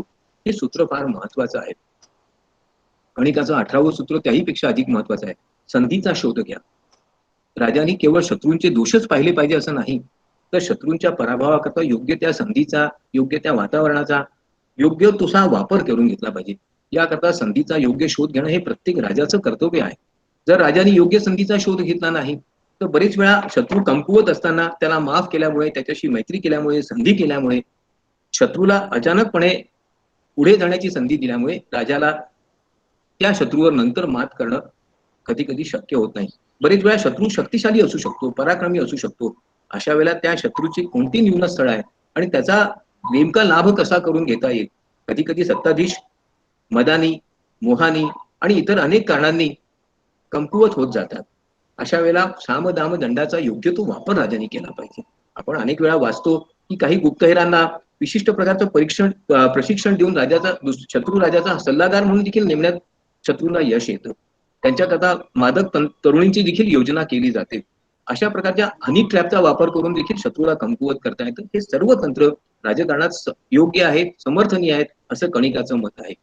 कणिकाचं 19वं सूत्र जे आहे ते असं आहे की जर शत्रू फारच प्रचंड पराक्रमी असेल, त्याचं खूप सामर्थ्य असेल तर त्यावेळेला राजांनी छोटे छोटे हल्ले केले पाहिजे. शत्रूला अस्वस्थ केलं पाहिजे, त्याला बेचैन केलं पाहिजे आणि जोपर्यंत शत्रू अशा प्रकारे अस्वस्थ होऊन, बेचैन होऊन आपला विवेक सोडून वागत नाही तोपर्यंत वाट पाहिली पाहिजे. याचं उत्तम उदाहरण व्हिएतनामच्या युद्धाचं आहे. अमेरिका अत्यंत प्रबळ देश होता, खूप प्रचंड सैन्य सामर्थ्य त्यांच्यापाशी होतं. असं असताना व्हिएतनामने अमेरिकेवर विजय कसा मिळविला असेल तर वेगवेगळ्या प्रकारच्या गुरिल्ला वॉरफेअरचा, गुरिल्ला युद्धतंत्राचा वापर त्यांनी केला. वेळोवेळी अमेरिकेच्या ठाण्यांवर छोटे छोटे हल्ले केले. अमेरिकेच्या सैनिकांना बेचैन केलं, अस्वस्थ केलं आणि याच हल्ल्यांमध्ये त्यांची शस्त्र त्यांच्या विरुद्ध वापरून त्यांना अत्यंत अडचणीच्या ठिकाणी त्यांना मारण्याचाही प्रयत्न केला. अखेर अमेरिकेला व्हिएतनाम पुढे जवळपास सपशेल शरणागतीच पत्करावी लागली. गणिकाचं 20वं सूत्र अधिक महत्वाचं आहे. राजाने इतरांसमोर आपला क्रोध कधी व्यक्त करू नये. जेव्हा जेव्हा शत्रू त्याचा अपमान करेल, जेव्हा जेव्हा शत्रू त्याच्या विरुद्ध बोलेल, अशा वेळेला राजाने शांत राहायला पाहिजे. हा शांतपणा हा राजाचा कमकुवतपणा नाही. उलट अशा वेळेला ती गोष्ट हसण्यावरही राजाने नेली पाहिजे. आणि जेव्हा योग्य संधी येईल त्यावेळेला त्या रागाचं त्यांनी प्रकटन केलं पाहिजे. बरेच वेळा एखाद्या अडचणीच्या प्रसंगी शत्रू आपला अपमान करू शकतो, आपल्याला अडचणीत आणण्याचा, बदनाम करण्याचा प्रयत्न करू शकतो. अशा वेळेला शहाणा राजा त्या गोष्टीकडे अत्यंत काळजीपूर्वक दुर्लक्ष करतो, कारण अशा वेळी आक्रमण करणं ही योग्य संधी नसते. त्याचं एक उत्तम उदाहरण म्हणजे चीनमध्ये जेव्हा 2008 साली ऑलिम्पिकचे सामने होणार होते, त्यावेळेला तिबेटमधल्या मानवाधिकारांच्या हननाबद्दल मोठ्या बातम्या येऊ लागल्या, आंदोलनं सुरू झाली. चीनी शासकांनी त्याच्याकडे पूर्णपणे दुर्लक्ष केलं, जसं काही ही घटना होतच नाहीये. कोणतीही प्रतिक्रिया दिली नाही, कारण त्यांना माहिती होतं की ऑलिम्पिक खेळांच्या वेळेला जर त्याबद्दल कुठलीही कारवाई केली तर जगभर त्या प्रसंगाला प्रसिद्धी मिळेल, तिबेटला आपला मुद्दा जगापुढे मांडता येईल, आणि म्हणून त्यांनी दुर्लक्ष करण्याचा सोयीस्करपणा मानला. 21वं सूत्र फार महत्वाचं आहे. राजांनी अशा सर्व लोकांची मैत्री केली पाहिजे ज्यांच्यापाशी विविध प्रकारची साधनं आणि विविध प्रकारची संधी आहे, आणि युद्धाच्या वेळेला त्या साधनांचा, त्या संधीचा योग्य प्रकारे वापर केला पाहिजे. आपल्या मित्रांबरोबर आपला कलह असला, मित्रांबरोबर वादविवाद असला तर राजा या संधीचा वापर करू शकत नाही. याचं आणखीन एक उदाहरण तुम्हाला देता येईल, ते म्हणजे organisation of oil producing exporting countries म्हणजे ओपेक या देशाचं. ओपेक देशामध्ये 57 देश आहेत. ते एकमेकांचे मित्र आहेत असं म्हणतात, परंतु प्रत्यक्षात त्यांच्या आपसातच प्रचंड भांडण आहे. त्यामुळे या एकीचा, या साधनांचा योग्य वापर करून ते आपल्या शत्रूंवर विजय मिळवू शकत नाही, कारण हे प्रत्येक देश नेमक्या अडचणीच्या आणि कठीण प्रसंगी वेगवेगळी भूमिका घेतात, परस्पर विरोधी भूमिका घेतात, एकमेकांना सहकार्यास तयार होत नाही, आणि त्यामुळे त्यांच्यापाशी प्रचंड सामर्थ्य, शक्ती असून सुद्धा तिचा योग्य तो वापर त्यांना चातुर्याने करता येत नाही. राजापाशी नेहमीच युद्धाकरता, आक्रमणाकरता एक विशिष्ट प्रकारची मानसिकता असली पाहिजे. त्याला आपण फायटिंग स्पिरिट, आक्रमक वृत्ती असली पाहिजे. शत्रूंसमोर घाबरून जाणं, शत्रूंसमोर शरणागतीची वृत्ती दाखविणं हे बिलकुल बरोबर नाही. परंतु ही वृत्ती त्यांनी नेहमी प्रगट करू नये. ज्याप्रमाणे जंगलामध्ये असणारा छोटासा वणवा आपल्याला दिसतो पण आपल्याला क्षुल्लक वाटतो, तसंच त्याचं प्रदर्शन झालं पाहिजे. जर शत्रू खूप पराक्रमी असेल तर त्याच्या वेगवेगळ्या पद्धतीच्या वाईट गोष्टी कोणत्या आहेत, त्याच्यामध्ये भेदाभेद कसा घडवून आणता येईल, त्याच्यामध्ये दुफळी कशी निर्माण करता येईल याचा विचार करा. त्यांना चिडवला, त्यांना वेगवेगळ्या प्रकारे अस्वस्थ करा, अशांतता निर्माण करा. आणि शत्रू ज्या वेळेला अशांत असतो, बेचैन असतो, आपसात भांडायला लागतो, संदेहाने पाहायला लागतो, त्यावेळेला शत्रू आपल्या शक्तीचं एकवटून प्रदर्शन करू शकत नाही. त्याचं उत्तम उदाहरण परत महाभारतातच आहे. हंस आणि डिंभक हे जरासंधाचे अत्यंत पराक्रमी सेनापती होते. त्यांना एकत्र असताना त्यांच्याशी युद्ध करणं कृष्णालाही शक्य होईल असं त्याला वाटत नव्हतं. अशा वेळेला कृष्णाने विलक्षण चातुर्याचा वापर केला. हंसाला एका ठिकाणी जाऊन सांगितलं की तुझा मित्र, तुझा अनुचर, तुझा सहकारी, तुझा प्रिय डिंभक याचा वध झालेला आहे. ते ऐकून हंसाने आत्महत्या केली. मग डिंभकालाही तीच गोष्ट सांगितली आणि त्याला एकटं पडून त्याचा वध केला. प्रत्येक वेळा शत्रूशी मोठ्या प्रमाणात युद्ध करणंच आवश्यक नाही. शत्रूमध्ये दुही विभाजन करणं, त्या देशामधल्या वेगवेगळ्या पक्षांमध्ये, राजकीय नेत्यांमध्ये वेगवेगळ्या प्रकारची परस्पर विरोधी वृत्ती निर्माण करणं हाही त्या शत्रूवर विजय मिळवण्याचा एक मोठा मार्ग असू शकतो. राजा नेहमी तयार असला पाहिजे. सैन्य सामर्थ्य असेल, लष्करी सामर्थ्य असेल, आर्थिक सामर्थ्य असेल, त्यांनी ते नेहमी मिळविलंच पाहिजे आणि योग्य सल्ला मिळविला पाहिजे. शत्रूचे दोष पाहणं हा राजाचा एक धर्म आहेच, परंतु त्यासोबत स्वतःला तयार करणं, स्वतःचे दोष लपविणं, स्वतःचे दोष दूर करणं, त्याच्याकरता योग्य सल्लागारांचा तत्पर सल्ला घेणं हेही राजांचं कार्य आहे. याचं उत्तम उदाहरण परत महाभारतातूनच देता येईल. यादवांवर अनेक वेळा जरासंधांनी हल्ले केले. त्यानंतर यादवांच्या लक्षात एक गोष्ट आली की जर आपली राजधानी अशी भूमध्य भागामध्ये असेल की ज्याला संरक्षण देऊ शकत नाही, ज्याचं रक्षण आपण करू शकत नाही, तर शत्रूंचे हल्ले तर वारंवार होणारच. म्हणून एका अजेय अशा राजधानीची, अशा नगराची की ज्याच्यावर शत्रूचा हल्ला होण्याची शक्यता, संभावना सगळ्यात कमी असेल, निर्मिती केली पाहिजे. हा विचार यादवांनी केला आणि द्वारकेची निर्मिती केली. दूरदृष्टी असणं, आपल्या भांडवलाचा, आपल्या सामर्थ्याचा योग्य संरक्षण करणं, त्याच्या समृद्धी करता, त्याच्या रक्षणाकरता वेगवेगळे उपाय योजणं हे राजाचं महत्वाचं कर्तव्य आहे. त्याच्याबद्दल एक उत्तम उदाहरण तुम्हाला मला देता येईल. सोव्हिएत रशियाचं जेव्हा साम्राज्य वाढायला लागलं दुसऱ्या महायुद्धानंतर, त्यानंतर त्यांनी एका विशिष्ट प्रकारच्या आक्रमक धोरणाचा स्वीकार केला आणि आसपास असणारे सर्व पूर्व युरोपीय राज्य अंकित करून घेतली. याचा परिणाम असा झाला की त्यामुळे सोव्हिएत रशियावर आक्रमण करणं हे पश्चिम युरोपातल्या देशांना कधी शक्य होणार नव्हतं. राजा हा गुप्तपणे कार्य करणारा असला पाहिजे. संधी आणि गोपनीयता हे राजाचे महत्वाचे गुण आहेत. आपल्या धोरणांचा, आपल्या योजनांचा इतरांना परिचय होऊ देऊ नये. जोपर्यंत एखादी गोष्ट कृतीत आणायची नसेल तोपर्यंत राजाने त्याचा उच्चारच करू नये. इतरांनी केलेल्या प्रमाद, इतरांनी केलेले दोष, त्यांचे वाईट कृत्य याकडे राजांनी सोयीस्करपणे दुर्लक्ष करावं. पण ज्या क्षणाला संधी येईल त्याबरोबर शत्रूचा विनाश करण्याकरता राजांनी प्रयत्न केलाच पाहिजे आणि अशा प्रकारे की शत्रूचा पूर्ण विनाश होईल. त्याचा एक उत्तम उदाहरण आपल्याला परत शिशुपाल आणि कृष्णाच्या माध्यमातूनच पाहायला मिळेल. शिशुपालाचे 100 अपराध होईपर्यंत कृष्णाने त्याच्याकडे नेहमीच दुर्लक्ष केलं. पण ज्या क्षणाला शिशुपालाचा 100वा अपराध झाला संधीचा फायदा घेऊन कृष्णाने त्याचा वधच करून टाकला. संधी जोपर्यंत योग्य येत नाही, जोपर्यंत योग्य समय नसेल तोपर्यंत शक्तीचं प्रदर्शन राजांनी कधीही करू नये, हाच त्याचा अर्थ आहे. हे आपण लक्षात घेतलं पाहिजे. याचं उत्तम उदाहरण दुसऱ्या महायुद्धात देता येईल. फ्रेंच लोकांना असं वाटत होतं की आपली शक्ती असाधारण आहे, आपल्या सीमा सुरक्षित आहेत. परंतु अचानकपणे जर्मनांनी जे आक्रमण केलं ज्याला ब्लिट्झक्रीग म्हणतात, त्या आक्रमणात फ्रेंचांची सर्व सामर्थ्य, त्यांची मंजिनो नावाची तटबंदी अगदी चुटकीसरशी भुईसपाट झाली आणि हेच अचानक पूर्वनियोजन करून केलेल्या हल्ल्याचं खरं यश आहे असं म्हणता येईल. ते राजांनी नेहमीच लक्षात ठेवलं पाहिजे. एक अनेक महत्वाचं सूत्र तुम्हाला सांगू इच्छितो की जोपर्यंत शत्रू कमकुवत असेल तोपर्यंत त्याच्या कमकुवतपणाकडे दुर्लक्ष करू नका. उलट त्याच्या कमकुवतपणाच्या संधीचा फायदा घ्या. जेव्हा शत्रू कमकुवत असेल तेव्हा त्याला आपल्या विराट रूपाचं प्रदर्शन करा, आपल्या शक्तीचं समर्थन करा की ज्यामुळे त्याच्या मनात आपल्याबद्दल कायम स्वरूपाची दहशत निर्माण होईल. याचं उत्तम उदाहरण परत महाभारतातच आहे. दुर्योधनाला भेटण्याकरता जेव्हा भगवान कृष्ण गेलेत, शिष्टाई ज्याला आपण कृष्ण शिष्टाई म्हणतो, त्यावेळेला दुर्योधनाला असं वाटलं हा कृष्ण इथे एकटा आलेला आहे, याला मी सहजपणे बंदिस्त करू शकेन.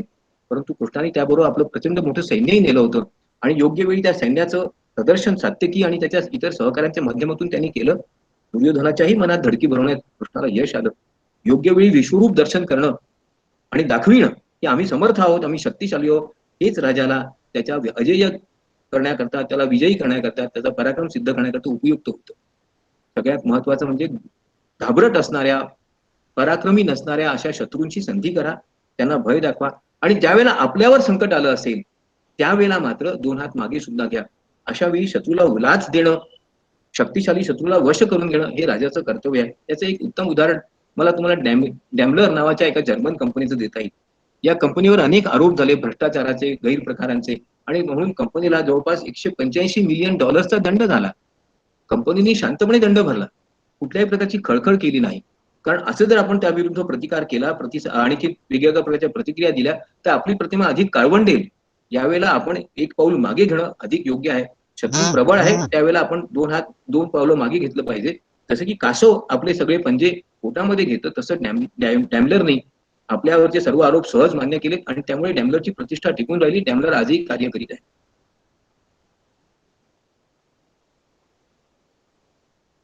एक महत्वाचं सूत्र म्हणजे जोपर्यंत योग्य संधी आणि शत्रूचं गुह्य रूप, शत्रूची गोपनीयता लक्षात येत नाही तोपर्यंत राजांनी शांत राहायला पाहिजे. आणि त्याकरता शत्रूच्या देशामध्ये जाऊन वेगवेगळ्या ठिकाणी आपली ठाणी, आपले सैनिक, आपले मित्र, आपले गुप्तहेर यांची योग्य प्रकारे रचना केली पाहिजे. ज्याप्रमाणे एखाद्या प्रचंड आणि शक्तिशाली वाटणाऱ्या भिंतीला एखादं महत्वाच्या ठिकाणी नेमका कमकुवत दुवा असेल त्यावर हल्ला केल्यावर ती भिंत तशीच भुईसपाट होऊन जाते, त्याप्रमाणे शत्रूवर अखेरचा हल्ला केला की तो भुईसपाट झाला पाहिजे. याच्याकरता आधीच पूर्वतयारी राजांनी केली पाहिजे. आपल्याला ट्रोजन हॉर्सचं उदाहरण माहितीच असेल. ग्रीक आणखी ट्रॉयच्या युद्धामध्ये ग्रीकांनी एक घोडा त्यांच्याकडे पाठविला, त्याच्यामध्ये सैनिक होते. ट्रोजनांना त्याची जाणीवच झाली नाही आणि त्यामुळे आतूनच हल्ला झाल्यामुळे ट्रोजनांचा पराभव झाला. अनेक देशांचा पराभव आतून झालेल्या हल्ल्यातून होत असतो, बाहेरून नाही. हे महत्वाचं सूत्र आहे. शत्रूच्या सर्व ठाण्यांवर, सर्व महत्वाच्या ठिकाणांवर नेहमी सत्ता मिळविण्याचा, त्यांना जिंकून घेण्याचा प्रयत्न करा. शत्रूंना त्याच्याकरता लाच द्या, पैसे द्या, त्यांना आपलं अंकित करा आणि अखेर योग्य वेळी शत्रूंना आपलं रूप दाखवून त्याची संपत्ती आपल्या ताब्यात घ्या, त्याचं सैन्य आपल्या ताब्यात घ्या, शत्रूला कमकुवत करून टाका. त्याचं ताजं उदाहरण गेल्या 2 महिन्यापूर्वीचं आपल्याला सांगावं लागेल. श्रीलंकेचं हन्नमकोटा नावाचं एक बंदर चीननी बांधून देण्याचं वचन दिलं आणि ज्यावेळेला हे बंदर बांधून पूर्ण झालं तेव्हा सांगितलं आता हे आमचं झालेलं आहे. तुमच्या माणसांना सुद्धा इथे यायचं असेल तर त्याला पासपोर्टची गरज लागेल. शत्रूची संपत्ती ताब्यात घेणं, शत्रूचं सैन्य ताब्यात घेणं, त्याचं सामर्थ्य खच्चीकरण करणं, त्याचं सामर्थ्य जिंकून घेणं आणि त्याद्वारे आपला विस्तार करणं हे राजाचं कर्तव्यच आहे.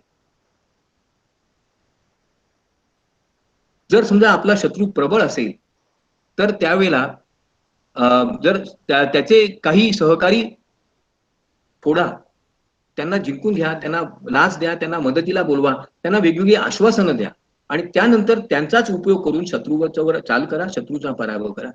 बरोबर पाहता आपल्याला हे अशक्य वाटेल, परंतु इतिहासात याची अनेक दाखले सापडतील. पानिपतच्या 3ऱ्या युद्धामध्ये पेशव्यांचा पराभव झाला, मराठ्यांचा पराभव झाला. त्याचं कारण नजीब खान रोहिला होता. तो आधी पेशव्यांकडून होता, मराठ्यांकडून होता, परंतु अहमदशाह अब्दालीने त्याला वेगवेगळ्या प्रकारची आश्वासनं दिली आणि आपलं अंकित करून घेतलं आणि अखेर नजीब खानच पेशव्यांचा, मराठ्यांचा खरा शत्रू सिद्ध झाला.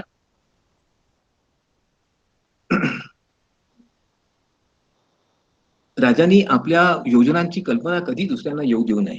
त्याच्याकरता वेगवेगळ्या प्रकारच्या तंत्रांचा वापर केला पाहिजे. आपल्या योजना नेहमी गुप्त ठेवल्या पाहिजेत. याचं एक उत्तम उदाहरण माओ त्से-तुंग यांचं देता येईल. त्यांनी लॉंग मार्च काढला, पण हा मार्च कसा निघणार आहे, कसा चालणार आहे, कसा होणार आहे याची कल्पना कधीच चीनी राज्यकर्त्यांना येऊ दिली नाही. उलट त्याच्या माध्यमातून वेगवेगळ्या ठिकाणी हल्ले केले आणि चीनी राज्यकर्त्यांना जेरीस आणलं आणि अखेर माओ चीनचे सत्ताधीश झाले. गणिताचं आणखीन आणि शेवटचं सूत्र तुम्हाला सांगतो की हुशार आणि चाणाक्ष राजा जो असतो तो विविध प्रकारच्या योजना करतो, परंतु त्या करताना शत्रूंना, मित्रांना, कोणालाही त्याचा अंदाज येऊ देत नाही. आपल्या मंत्रिमंडळातील विश्वासू सहकाऱ्यांशिवाय इतरांना आपल्या योजनांचा त्याची कल्पना येऊ दे नये. त्याची अकारण अगोदर घोषणा करून आपण फार पराक्रम करणार आहोत अशा प्रकारचं स्वरूप दाखवू नये. यामुळे शत्रू सावध होतो आणि वेळ पडल्यास आपल्या योजनांनाच तो संपवू शकतो. याची राजांनी नेहमी जाणीव ठेवली पाहिजे. एका विशिष्ट दिशेने गोपनीय पद्धतीने राजांनी काम केलं पाहिजे. हिटलरने जेव्हा पोलंडवर हल्ला केला तेव्हा इंग्रजांना त्याची जाणीवही नव्हती, युरोपालाच जाणीव नव्हती आणि हा हल्ला झाल्यावर 2 तासातच पोलंडचा पराभव झाला. याच्यावरून काय ते आपण लक्षात घ्यायला पाहिजे. राजांनी आपल्याला झालेला अपमान कधीही विसरू नये. राजांनी आपला अपमान आणि आपल्याबद्दल आपल्यावर कोणी केलेलं आक्रमण याबद्दल नेहमी जागरूक राहायला पाहिजे आणि त्याचा योग्य तो बदला घेण्याचा, त्याच्याबद्दल योग्य तो प्रतिसाद देण्याची संधी मिळाल्यानंतर प्रयत्न केला पाहिजे. आपल्या देशातलं नुकतंच उरीचं उदाहरण आपल्या लक्षात असेलच. 30वं सूत्र जे आहे ते फार महत्वाचं आहे. तो म्हणतो की राजांनी अशाच व्यक्तींची निवड केली पाहिजे की जे उत्तम सल्लागार आहेत, जे राजाला योग्य, खरा आणि वास्तववादी सल्ला देतील, राजाच्या चुकींकरता त्याची कानं उघडणी करतील, त्याच्या योग्य निर्णयांची प्रशंसा करतील आणि राजाचे प्रतिनिधी म्हणून सर्व दूर राजाच्या सामर्थ्याचा, कीर्तीचा, गौरवाचा प्रसार करतील, राजाची योग्य ती प्रतिमा निर्माण करतील. जेव्हा आपलेच मित्र आपले वैरी होतात, जेव्हा आपल्याच घरचे लोक, आपले सहकारी आपल्याशी सहकार्य करीत नाही, त्यावेळेला इतरांकडून चांगल्या सहकार्याची अपेक्षा करणं वृथा असतं. ज्या राजाच्या देशामध्ये त्याच्या प्रतिमेला हनन करण्याचा, त्याच्या प्रतिमेचा कलंक लावण्याचे त्या देशातलीच लोक प्रयत्न करत असतील, त्यावेळेला शत्रूंकडून मैत्रीची, मदतीची अपेक्षा ठेवणं, आपल्या प्रतिमेचा उज्ज्वल असा प्रसार इतरत्र होईल अशी अपेक्षा ठेवणं राजाकरता योग्य नाही. राजाचा खरा घात त्याचे मंत्री आणि सहकारीच करू शकतात, हे राजांनी आधी ओळखलं पाहिजे. खरा शत्रू आपल्या अवतीभोवतीच असतो हे जो राजा ओळखतो आणि त्या शत्रूंपासून दूर राहण्याकरता योग्य, विश्वासपात्र आणि मैत्री असणाऱ्या लायक व्यक्तींची निवड करतो, तोच राजा आपलं राज्य, आपलं साम्राज्य, आपलं सामर्थ्य टिकवू शकतो. अनेकांनी सांगितलेल्या या नीतीचा अत्यंत उत्तम वापर भगवान श्रीकृष्णांनी वेळोवेळी केलेला आहे आणि त्याच्यात त्यांनी सांगितलंच आहे की मी जेव्हा राजा आहे तेव्हा राजकर्तव्यालाच जागणार आहे. भगवान श्रीकृष्णावर एकाने आरोप केला की हा नेहमी खोटं बोलतो, तेव्हा त्यांनी सांगितलं मी कधीच खोटं बोलत नाही, पण राजधर्माकरता जे आवश्यक आहे त्याला मी सत्य मानतो. किती महत्वाची गोष्ट आहे. राजांनी राजासारखं वागलं पाहिजे. ज्यावेळेला राजा आपलं राजकीय कर्तव्य आणि राजकीय प्रतिमा सोडून माणसासारखा वागायला लागतो, सर्वसामान्य माणसासारखा, त्यावेळेला तो राजा राहत नाही. मित्र हो, देशाचं, राज्याचं, समाजाचं हित राजाच्या चातुर्यामध्ये, बुद्धिमत्तेमध्ये आहे, त्याच्या बुद्धी चातुर्यामध्ये आणि वैभवामध्ये आहे. आणि म्हणून अशा चतुर राजांचं समर्थन करणं, त्यांच्या संकटाच्या प्रसंगी त्यांना योग्य ती सहाय्य देणं हे जनतेचं कर्तव्य आहे. त्या जनतेचं रक्षण करणं हे राजाचं कर्तव्य आहे. कारण प्रजेच्या सुखातच राजाचं सुख आहे, प्रजेच्या आनंदातच राजाचा आनंद आहे. आणि म्हणून चतुर पराक्रमी राजांनी नेहमीच संधीचा नेहमी लाभ घेतला पाहिजे. याच्याकरता समर्थ रामदासांनी सांगितलेलं एक महत्वाचं सूत्र कदाचित कणिक नीतीचा विस्तारच आहे असं म्हटलं पाहिजे. समर्थ म्हणतात, आधी गाजगावे तडाखे मग भूमंडळ धाके, ऐसे न होता धक्के राज्यास बसती. जो राजा आधी पराक्रम गाजवतो, आपल्या कीर्तीचा, आपल्या पराक्रमाचा, आपल्या वैभवाचा, आपल्या सामर्थ्याचा डंका सर्वदूर पसरवतो, त्याचंच राज्य टिकून राहतं. त्याचंच कौतुक आणि त्याचीच कीर्ती राहते. जे असं करत नाहीत त्यांच्या राज्याची स्थैर्य टिकून राहू शकत नाही. आणि म्हणून पृथ्वीराजांनी केलेली चूक परत कोणी करू नये अशी आपण अपेक्षा ठेवूया. आणि या देशाचं वैभव सामर्थ्य टिकून राहावं असे समर्थ राजे आपल्याला मिळतील अशी अपेक्षा ठेवूया. कारण सगळ्यात महत्वाचं म्हणजे जे इतिहासातल्या चुकांकडून शिकत नाही, जे इतिहासाला समजून घेण्याचा प्रयत्न करीत नाही, त्यांचे वंशज, त्यांचे उत्तराधिकारी त्यांना कधीच माफ करत नाही आणि इतिहासाबद्दल नेहमी पश्चाताप करायची त्यांच्यावर पाळी येते. आपल्यावर ही पाळी येऊ नये असं मला वाटतं. धन्यवाद.